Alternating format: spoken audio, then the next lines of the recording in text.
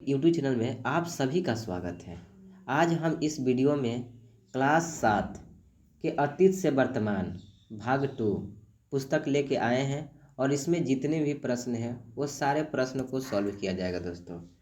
ये special video BPSC teacher 2023 के लिए है, जिसमें SCERT से डायरेक्ट प्रश्न पूछे जाएंगे, सिलेबस में दिया हुआ है। इसलिए इस बुक को कवर करना बहुत ही ज़रूरी है, क्योंकि एग्ज़ाम में इससे डायरेक्ट प्रश्न पूछे जाएंगे। तो समझिए आपके लिए कितना महत्वपूर्ण साबित होने वाला है वीडियो। तो चलिए हम वीडियो की शुरुआत करते हैं दोस्तों। इसमें जितने भी चैप्टर के प्रश्न दिए गए हैं सारे प्रश्नों को कवर करेंगे। आइए शुरुआत करते हैं। पहला चैप्टर है कहाँ, कब और कैसे। तो इसमें जितने भी प्रश्न हैं, इसमें प्रश्न है कि रिक्त स्थानों को भरें। पहला प्रश्न, तो चलिए रिक्त स्थानों को फिल करते हैं दोस्तों। पहला है क में कि 16वीं सदी के आरंभ में हिंदुस्तान शब्द का प्रयोग किया था। तो हिंदुस्तान शब्द के 16वीं सदी में जो प्रयोग किए थे उनका नाम था बाबर। बाबर मुगल वंश के संस्थापक थे, याद रखिएगा। अगला प्रश्न की ओर आते हैं। खाली स्थान है एक विशेष प्रकार का फारसी इतिहास है। तो इसमें भरा जाएगा तारीख उल हिंद। तारीख उल हिंद जो है एक प्रकार का फारसी इतिहास है दोस्तों, याद रखिएगा। अगले जो घ है, लोगों द्वारा भारत में एक नए धर्म का आगमन हुआ। तो इसमें भरा जाएगा दोस्तों अरब। अरब लोगों द्वारा भारत में एक नए धर्म का आगमन हुआ था। अगला प्रश्न है कि भारत में कागज का प्रयोग कौन से शताब्दी के आसपास हुआ। तो इसका राइट आंसर हो जाएगा 13वीं शताब्दी। 13वीं शताब्दी के आसपास आपका कागज का प्रयोग हुआ था। दूसरा प्रश्न है इसमें जोड़ा बनाने के लिए मिलान करना है दोस्तों। तो पहला है राजतरंगिणी। राजतरंगिणी में आपका कश्मीर का इतिहास है दोस्तों। दूसरा है भक्ति संत। भक्ति संत आपका दरिया साहब जो बिहार के हैं, याद रखिएगा। आपको पूछेंगे कि दरिया साहब कहाँ का संत है, तो बिहार के भक्ति संत हैं। उसके बाद है तबकात ए नासिर। तबकात ए नासिर का हो जाएगा आपका ई मनहाज उस सिराज। अगले प्रश्न की ओर आते हैं। शेर शाह का मकबरा। तो शेर शाह मकबरा का हो जाएगा सासाराम। शेर शाह का मकबरा कहाँ में है? सासाराम में है दोस्तों।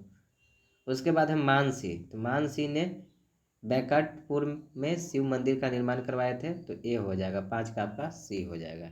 ये आपका राइट हो गया। चलिए अगले चैप्टर की ओर आते हैं। अगला चैप्टर है नए राज्यों एवं राज्यों का उदय। इसमें जो भी प्रश्न है उसको सॉल्व करते हैं। तो इसमें है आपका जोड़ा बनाने के लिए दोस्तों।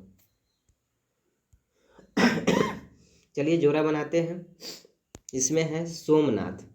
तो सोमनाथ मंदिर कहाँ है दोस्तों? आप लोग जानते हैं, गुजरात में है। दूसरा है पाल वंश। तो पाल वंश आपका बंगाल और बिहार में एक वंश था जो पाल वंश था, जो उस समय बंगाल और बिहार संयुक्त हुआ करती थी। तो पाल वंश का क्या हो जाएगा यहाँ? बंगाल। और बंगाल, इसकी पाल वंश की राजधानी थी मुंगेर। कहाँ था? मुंगेर, जो आप जान रहे हैं मुंगेर बिहार का एक जिला है। और पाल वंश के जो राजा थे वो गोपाल थे। क्या थे? गोपाल। तो गोपाल जी ऐसे राजा थे जो लोगों के द्वारा चयनित किए गए थे दोस्तों। अब बात करते हैं कन्नौज। तो कन्नौज जो थे ये त्रिपक्षीय संघर्ष लड़े थे। क्या लड़े थे? त्रिपक्षीय संघर्ष लड़े थे, जिसमें राष्ट्रकूट, प्रतिहार और पाल, ये तीनों मिलकर कन्नौज के लिए त्रिपक्षीय संघर्ष लड़े थे। आगे है मध्य भारत। मध्य भारत का हो जाएगा गुर्जर प्रतिहार। गुर्जर प्रतिहार मध्य भारत में पाए जाते थे। चलिए अब अगले चैप्टर की ओर आते हैं। अगला चैप्टर है कि तुर्क अफगान शासक। इसमें जो भी प्रश्न है तो इसमें भी दिया है मिलान करने के लिए। तो मिलान करते हैं इसका भी। पहला है, तो इसमें जो सबसे इजी है उसे मिला लीजिए जो आपको याद है। जैसे लोधी वंश। तो लोधी वंश के संस्थापक हैं बहलोल लोधी, मिला दिए। उसके बाद सैयद वंश। सैयद वंश के आपके संस्थापक है खिलजी खां, इसे भी मिला दिए। फिर है तुगलक वंश। तो तुगलक वंश का संस्थापक है गियासुद्दीन तुगलक, ये भी मिला दिए। अब खिलजी वंश है, तो खिलजी वंश का संस्थापक है जलालुद्दीन खिलजी, इसको भी मिला दिए। उसके बाद है प्रारंभिक तुर्क वंश। तो प्रारंभिक जो तुर्क था वो था कुतुबुद्दीन ऐबक, जिसने गुलाम वंश की स्थापना किया था।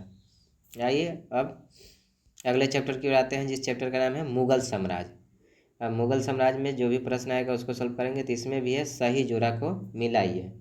तो सही जोड़ा को मिलाते हैं। इसमें सबसे पहले है मनसब है। तो मनसब जो है यह एक पद था। मुगल वंश में मनसबदार जिसे कहा जाता था, यह एक तरह का क्या था, पद था।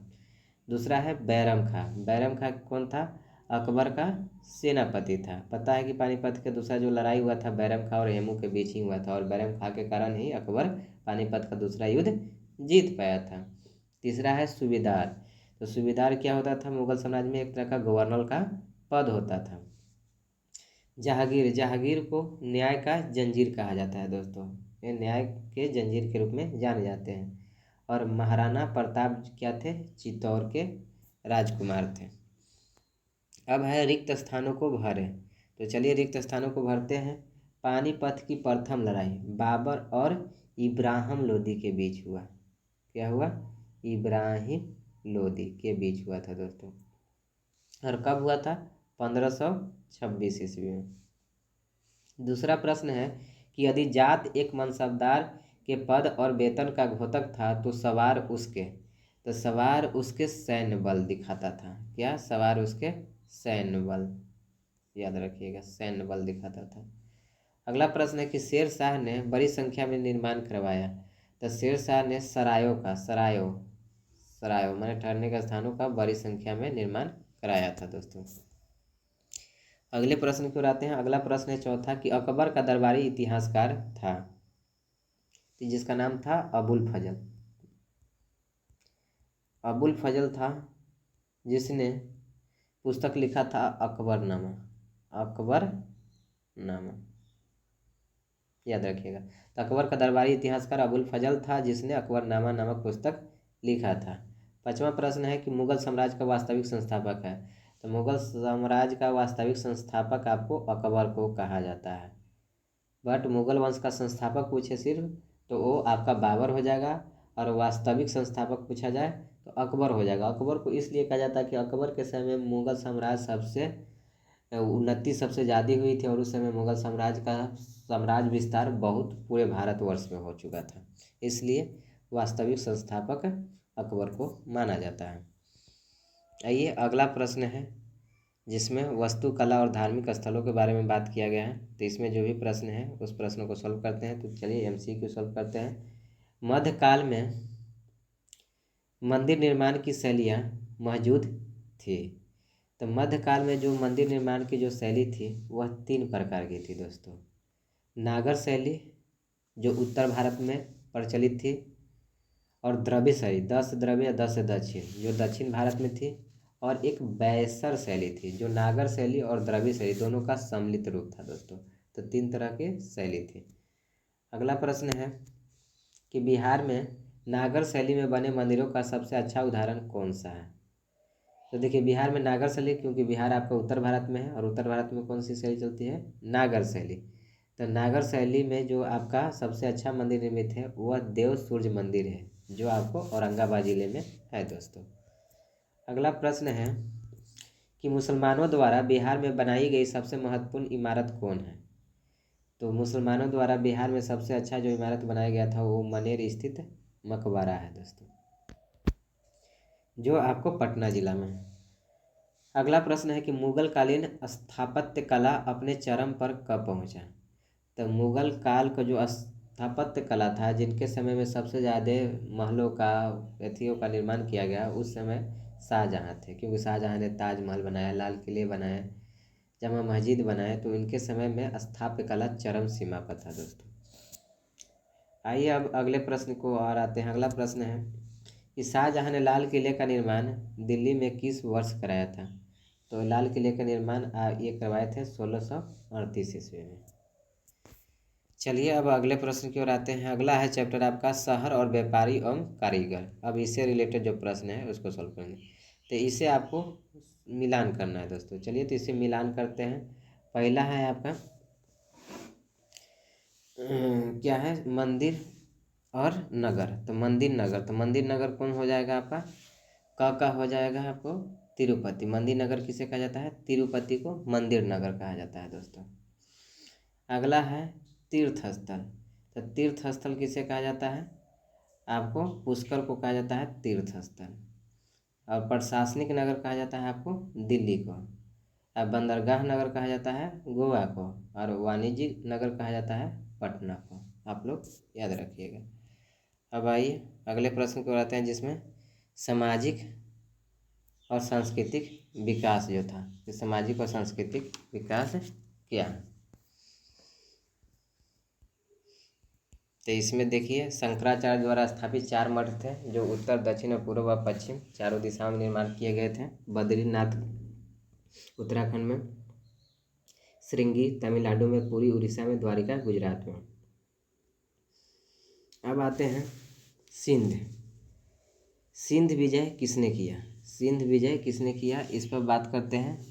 तो सिंध जो विजय किए थे, इनका नाम था मोहम्मद बिन कासिम। सिंध पर जो विजय किए थे वो मोहम्मद बिन कासिम थे, जो 712 ईस्वी में दाहिर नामक राजा था सिंध का, उनको हराकर उस पर विजय हासिल किए थे। अगला प्रश्न है दूसरा नंबर, कि मोहम्मद गजनवी के साथ कौन सा विद्वान भारत आया था?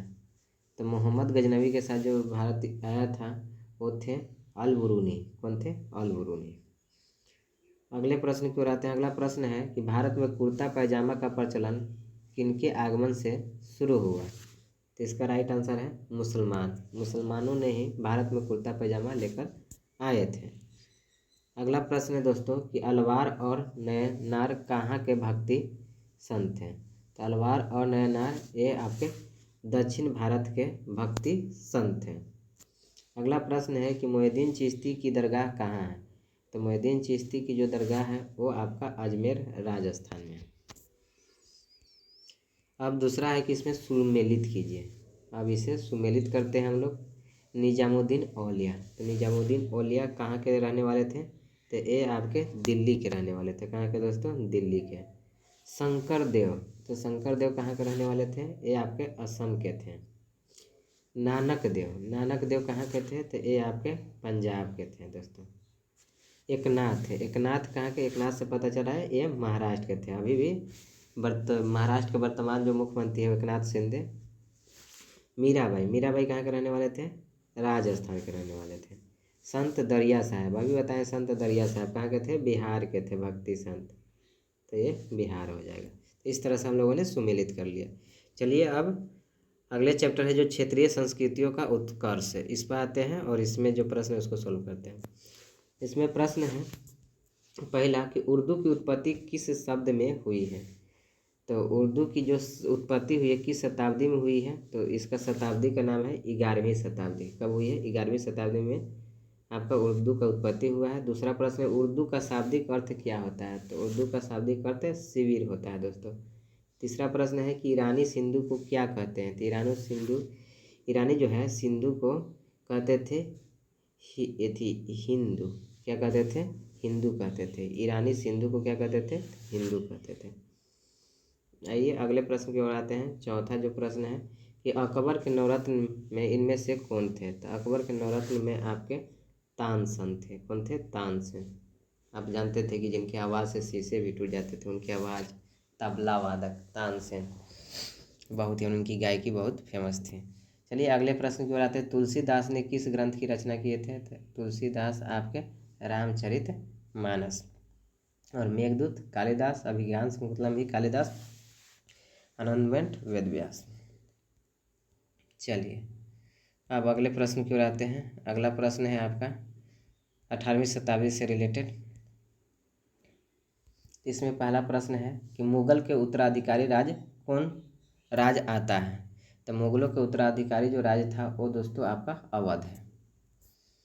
अगला प्रश्न है कि बंगाल में स्वायत्त राज्य की स्थापना किसने किया? तो बंगाल में स्वायत्त राज्य की जो स्थापना किए थे मुर्शिद कुली खाजी किए थे।